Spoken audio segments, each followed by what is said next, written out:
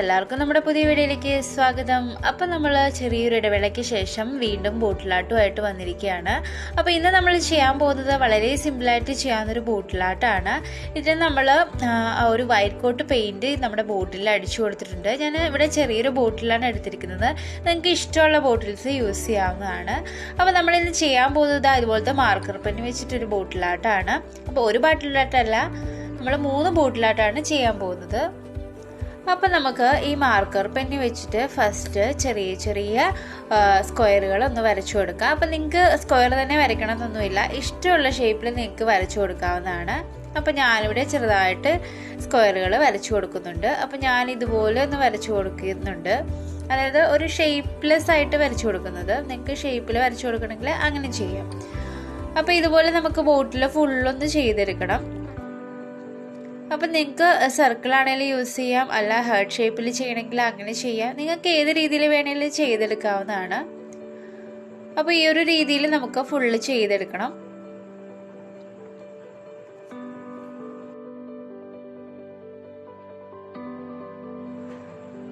അപ്പോൾ നമ്മുടെ channel subscribe ചെയ്യാതെയാണ് നിങ്ങൾ വീഡിയോ കാണുന്നതെങ്കിൽ തീർച്ചയായിട്ടും നമ്മുടെ ചാനലൊന്ന് സബ്സ്ക്രൈബ് ചെയ്യുക.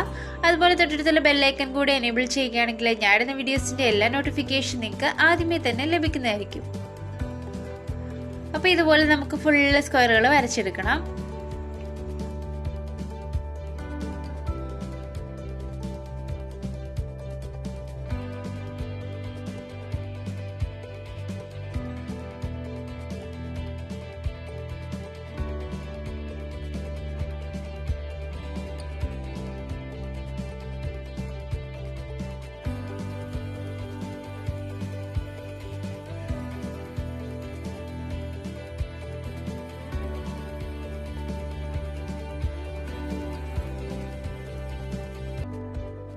അങ്ങനെ നമ്മൾ സ്ക്വയറുകൾ ഫുള്ള് വരച്ചെടുത്തിട്ടുണ്ട്. ഇതാണ് നമ്മുടെ ഫസ്റ്റ് ബോട്ടിലാട്ട്.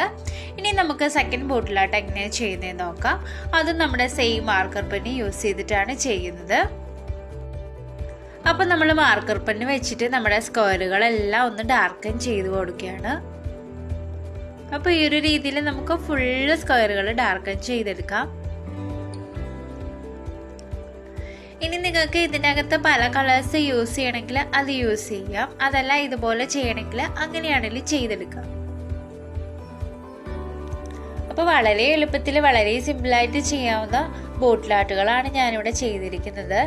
എസ്പെഷ്യലി ബിഗിനേഴ്സിന് വേണ്ടിയുള്ള ബോട്ടിലാട്ട്സ് ആണിത്. അപ്പോൾ ഈ ഒരു രീതിയിൽ നമുക്ക് ഫുള്ള് സ്ക്വയറുകൾ കളർ ചെയ്തെടുക്കാം.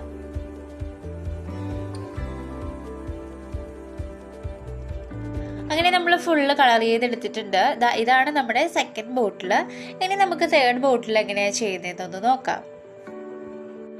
അപ്പം നമ്മൾ തേർഡ് ബോട്ടിൽ ചെയ്യുമ്പോൾ സ്ക്വയറുകളുടെ വെളിയിൽ നമ്മൾ കളർ ചെയ്ത് കൊടുക്കുകയാണ്. അപ്പോൾ ഈ ഒരു രീതിയിൽ നമുക്ക് ബോട്ടിൽ ഫുള്ള് കളർ ചെയ്തെടുക്കണം. നമ്മുടെ സ്ക്വയറിൻ്റെ അകം കളർ ചെയ്യരുത്, വെളി സൈഡ് മാത്രം കളർ ചെയ്തെടുക്കാം.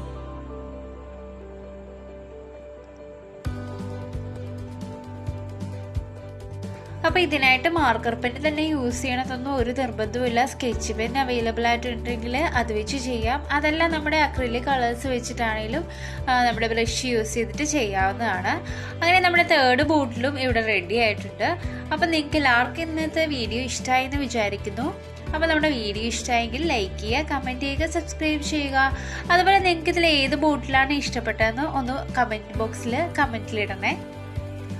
അപ്പം നമുക്ക് മറ്റൊരു വീഡിയോയിൽ കാണാം. Bye bye.